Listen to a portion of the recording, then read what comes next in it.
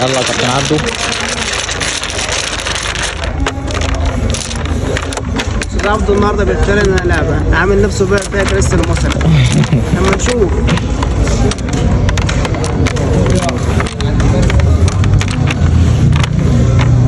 بيقول لك عامل اختار اي صف يا من اخترع لعبه. اختار الصف ده يا استاذ عبد الرحمن. الصف ده؟ ايوه اختار اي ورقه. ماشي خلاص.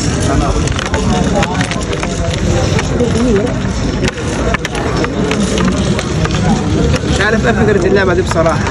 استاذ عبد الرحمن ايه فكره اللعبه دي؟ والله فيها تكايه كده اقول لك عليها دلوقتي. باين عليك اتعلمت تتفرج على كريستيانو مصر كتير.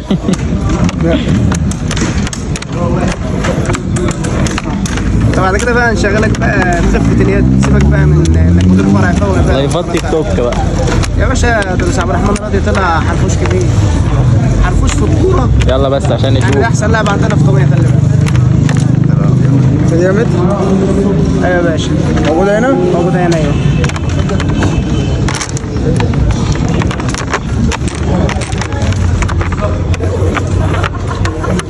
لعيب كبير. زحمة ده رايك. تفتكر هيعرف الورقه يا نفسه؟ والله ما اعرفش، انا اول مرة بصراحة اشوف اللعبة دي بصراحة، مش عارف هل يعرفها ولا لا. تفتكر هيعرف الورقه ده ابو حياه؟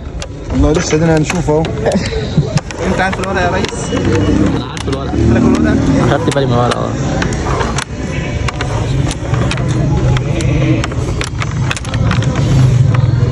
نشوف استاذ عبد الرحمن.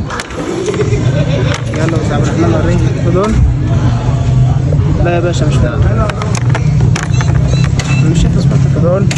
ايوه يا باشا في دول. ورقتك اهي. صح. كريسي المصري اهو، هو كريسي المصري يا جدعان. ايه رايك يا كابتن احمد؟ الله الله. بس خلاص. طب مش هتقول لنا برضه المسائل الحسابيه دي؟ لا مش فاهم.